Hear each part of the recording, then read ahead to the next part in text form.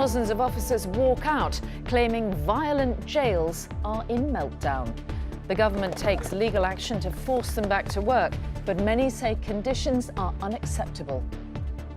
I was in the armed forces before this. I feel more vulnerable walking the landings in these prisons than I did the streets of Northern Ireland. So tonight, a new onslaught on Aleppo as Russia launches airstrikes from the Med. The brand new homes facing the bulldozer to make way for HS2.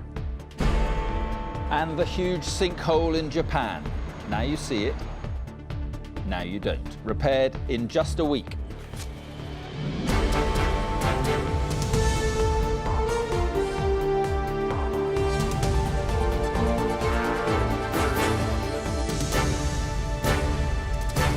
This is the ITV Evening News with Mary Nightingale and Mark Austin. Good evening. Prison officers and the government squared up today in their increasingly bitter dispute over safety in jails across England and Wales. Officers say many prisons are in meltdown, and this morning thousands effectively stopped work, confining inmates to cells, stopping visits and cancelling court appearances. The move was condemned by the Justice Secretary, who accused the Prison Officers' Union of an illegal strike. The government took the unusual step of launching a High Court injunction to force them back to work. Juliet Bremner reports on the escalating row. United in their determination to defy a strike ban, officers walk out of Stanford Hill Prison on the Isle of Sheppey in Kent as part of a day of protest. In Liverpool, there was strong support for the 24-hour walkout, which followed growing anger about levels of violence faced by staff and inmates. Outside Pentonville in North London, officers heard what the governor had to say about their decision to stage what amounts to an illegal strike. You have to break bad laws sometimes. This is a bad law. You know, I do not go to work to be assaulted, not physically or verbally. I was in the armed forces before this. I feel more vulnerable walking the landings in these prisons than I did the streets of Northern Ireland. The prison crisis came to a head 2 weeks ago when a riot broke out at Bedford Jail. Mobile phone footage shows prisoners running out of control on the landings. There are currently around 86,000 prisoners in England and Wales. 5 years ago, there were just over 33,000 prison officers. That number has fallen by a third. It now stands at under 24,000, although the government's promising to bring 2,500 extra officers in by 2018. Of course, while the prison officers here at Pentonville are outside, the inmates are locked in their cells. And that is one of the central demands. Prison officers say that they need to spend more time locked up because it's the only way that their safety can be guaranteed. But a prisoner we spoke to today claimed they were already locked up for far too long. All day, every day. We've had 1 day out in the last 3 weeks. An exasperated Justice Secretary said they had been talking to the prison officers. These talks were due to continue this morning. Instead, the POA failed to respond to our proposals and called this unlawful action without giving any notice. The walkout was ruled illegal after the government was granted a High Court injunction. Officers across the country have now agreed to go back to work. All right, so Juliet, what happens next then? Well, I was told this morning by prison officers they were going to defy this legal action, but in the end they obviously decided that they wouldn't do that and they've gone back to work. They say that's because they've got what they wanted. They're going to get a meeting with Liz Truss in the next 24 hours. But the bigger question, and far less certain question, is can she give them what they want? They want a here and now answer, solution, so that there are more of them compared with the number of prisoners. Now, the only way you do that is by locking up prisoners for longer. And that brings all kinds of problems of its own kind. It will cause exactly the kind of disorder they say that they want to see an end to. All right, Julia Bremer, thank you. A new and alarming phase of the war in Syria is underway tonight. Russia has used its aircraft carrier in the Mediterranean for the first time to launch airstrikes against what it called terrorists in the country. It came as Syrian government forces said they had resumed bombing against rebels in the besieged city of Aleppo. Activists fear it signals the start of a final all-out assault. Our correspondent Dan Rivers has the latest on Aleppo under siege. They knew it was coming, and today the bombing of eastern Aleppo resumed, with parachute bombs heralding a new offensive.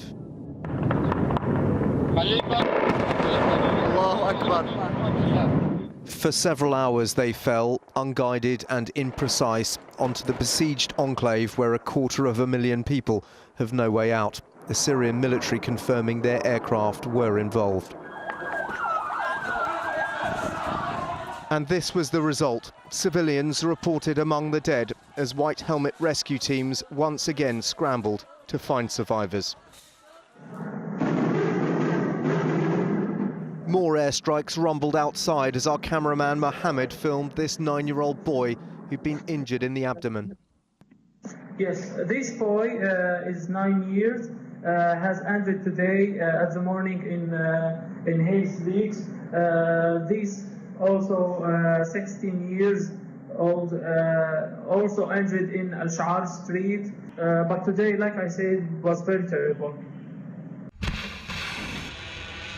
Today, Russia released footage of its Caliber cruise missiles being launched from ships off the Syrian coast and aircraft flying sorties from its only carrier in the Mediterranean, but it didn't say whether it was targeting Aleppo. Russia's defense minister described today's attacks as a massive operation, but said they were focused around Idlib and Homs. Tonight, the British Foreign Secretary Boris Johnson said Russia should persuade the Syrian regime to end its destructive military approach, as the people of Aleppo brace for more bombs, uncertain who's really dropping them. Dan Rivers, ITV News.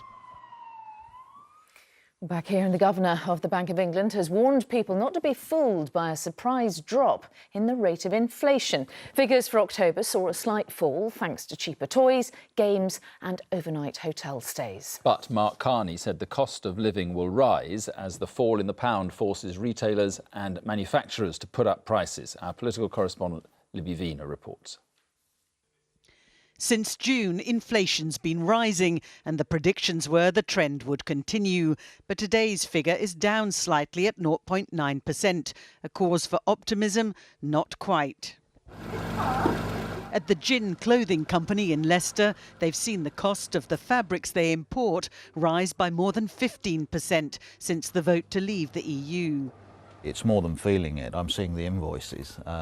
Basically, since Brexit, and the weakness in the pound, we've led to our print costs from Holland and Italy have gone up.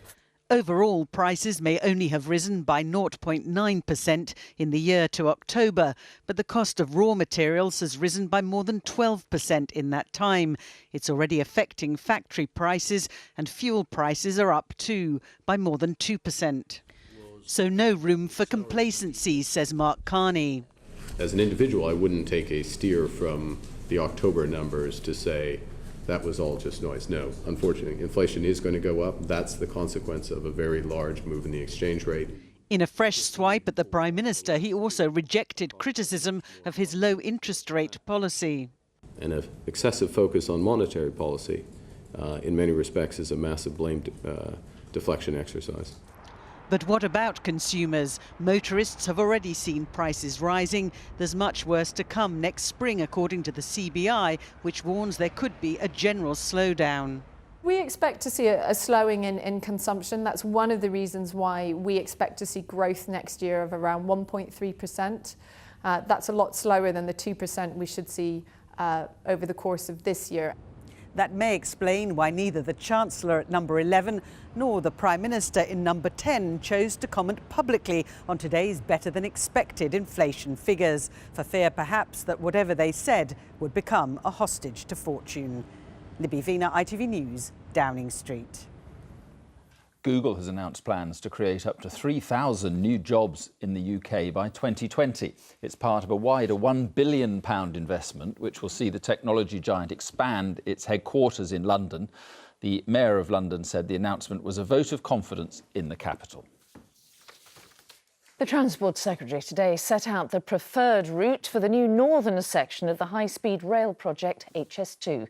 It'll run from Crewe to Manchester and from the West Midlands to Leeds.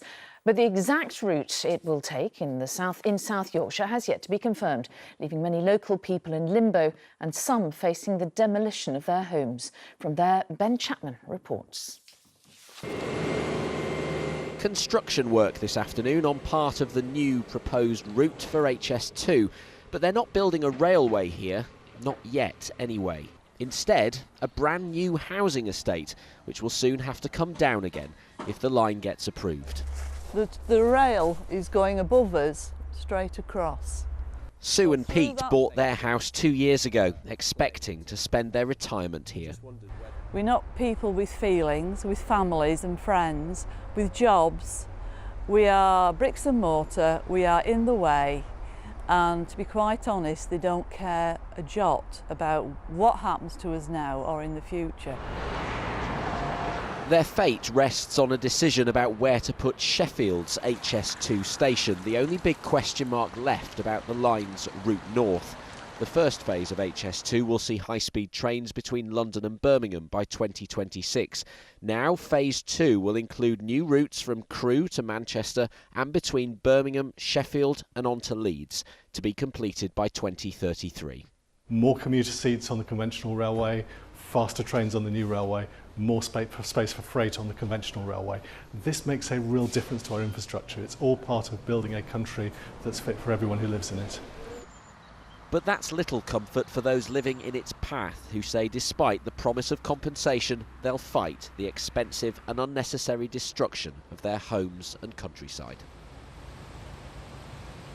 Now, what's not clear is whether the uncertainty and indeed the controversy about the route here in Sheffield will delay the whole project, which, despite that local opposition, has huge support among the business community and among local councils here and in other cities along the route. They say HS2 will create thousands of jobs, and though while it is still many years away, they want to get on with it as soon as possible. OK, Ben Chapman in Sheffield, thank you. Right, still to come on the ITV Evening News. The council's crushing cars in the battle against fly tippers.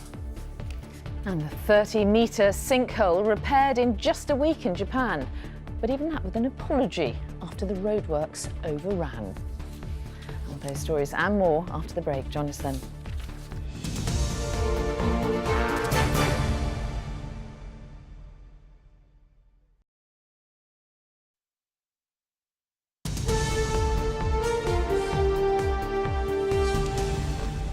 Welcome back. A British computer hacker who's awaiting extradition to the United States has told ITV News he fears he won't get a fair trial. Laurie Love, who has Asperger's syndrome, is accused of hacking into the FBI and the US Department of Defense. Yesterday, Home Secretary Amber Rudd signed his extradition order, but speaking from his Suffolk home, Mr Love told our reporter Peter Smith he should be tried here. Laurie Love is a professional computer hacker and a wanted man.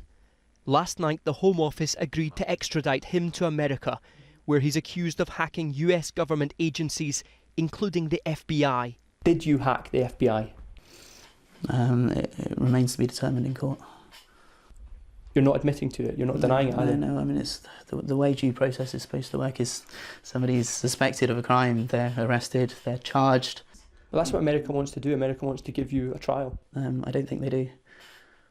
They don't intend to give me a trial. They intend to force me into accepting a plea bargain because 10 to 20 years sounds a lot more reasonable than 99 years. And, I would never see the outside, so no. Or if I did insist on my right to a trial, then they would reserve their right to try me 3 times over. And so chances are I would still spend potentially the rest of my life in prison. Laurie wants similar treatment to Gary McKinnon, another British hacker who had his extradition blocked by then Home Secretary and now Prime Minister Theresa May. Like Gary McKinnon, Laurie has been diagnosed with Asperger's syndrome. If he is extradited, he tells me he doesn't think he would cope. There's a high chance that I might commit suicide. Is that something you've thought about? Yeah, it's something I think about most days. Laurie now has 14 days to appeal Home Secretary Amber Rudd's decision. He says he will fight it, and a petition has been launched to stop his extradition. But Laurie knows his fate is no longer in his hands. Peter Smith, ITV News, Newmarket. A teenage boy has admitted hacking offences linked to a major data breach at TalkTalk. The 17-year-old, who can't be named, identified security weaknesses in the telecom's website before posting it online. It led to the details of 160,000 customers being accessed, and the boy claims he was just showing off to friends. A schoolboy has died after suffering an asthma attack at a school in London. Nasser Ahmed was in detention at Bowes School when he fell ill. Police are investigating the circumstances. And residents and tourists cut off by landslides in New Zealand's South Island are being airlifted to safety.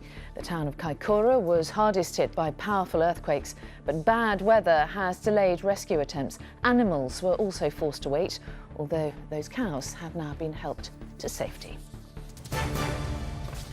Dozens of fly tippers have had their vehicles impounded and some destroyed by local authorities under a new crackdown. Yes, research by ITV News shows that councils right across England are using new powers to tackle the crime, which costs millions of pounds a year to clean up, as our consumer editor Chris Choi explains. All this was found dumped today. It shows what fly tippers are doing to our streets. And as residents grow angry, we have new information on how councils are fighting back. Today in Bradford, this van got crushed. It was impounded as part of an investigation into illegal dumping. And our new figures show how this is happening around the country. Fly tip isn't acceptable. It's a blight on the landscape, and ultimately it's council taxpayers that foot the bill. Following a change to the rules 18 months ago, dozens of vehicles have been seized in connection with suspected waste crimes. Our survey shows in Croydon, 19 vehicles were seized, 10 have been impounded in Newcastle, 17 in Newham, East London, and 7 by officers in Birmingham. We have reason to believe that the vehicle at the front has been involved in a fly tipping incident, and the reason we're here is we're here to actually seize the vehicle. Waste enforcement officers in Birmingham today, and searching this vehicle seized from a suspected fly tipper could reveal vital evidence, and it's clear why this council is so determined. Here, 13 fridges dumped on the same street. This is just one striking example of why people feel so furious about fly tipping. And then there's the cost. Here in Birmingham, about £15,000 a week to get rid of this rubbish. Nearby, a park ruined by fly tippers. Council officers aren't just here to clear up, they're also using forensic techniques to catch the culprits and their vehicles. What do you think about what these fly tippers have done to your park? Right, it's disgusting. I can't bring my son to this park, which is the local park around here. Dumping the rubbish in here, this is for the children to play in. And look at the state this park's in. I really am disgusted. In the fight against the fly tippers, there's a new warning. People who expect others to remove what they've dumped could soon find it's their vehicle that's removed. Chris Choi, ITV News. So clearly it is a big problem. We want your experiences of fly tipping in the UK. Share your examples and find out what to do on our website, itv.com/news. And finally tonight, a refreshing tale for anyone who has lamented how long it takes to repair our damaged roads in this country. When a massive sinkhole opened up in the Japanese city of Fukuoka, officials and workers sprang into action. Yes, incredibly, within a week, all the repairs were completed and the major road was reopened to traffic. Would that happen here? The city's mayor still apologised for the delays, as Rebecca Barry reports. Remember this last week when a huge sinkhole swallowed up a major road in southern Japan, 15 metres deep and 30 metres wide. This, you'd think, will take some repair job. Months, perhaps, of frustrating roadworks and traffic jams. But this is Japan. They work day and night to fill the hole, 2,000 trucks worth of soil and cement to rebuild the road surface. And just 1 week on, the 5-lane road has reopened to traffic. This is an enviable level of efficiency. But the mayor was still apologetic. The work overran by a whole day because of bad weather. So if you've ever been frustrated about those annoying potholes in your neighbourhood, try to take inspiration from this. It's as if it never happened. Rebecca Barry, ITV News. I can't even feel the potholes in my road. That's it for now. Raggy Omar will be here with the news. That's at 10:15 tonight. From all the team here, have a great evening. Bye-bye. Bye-bye.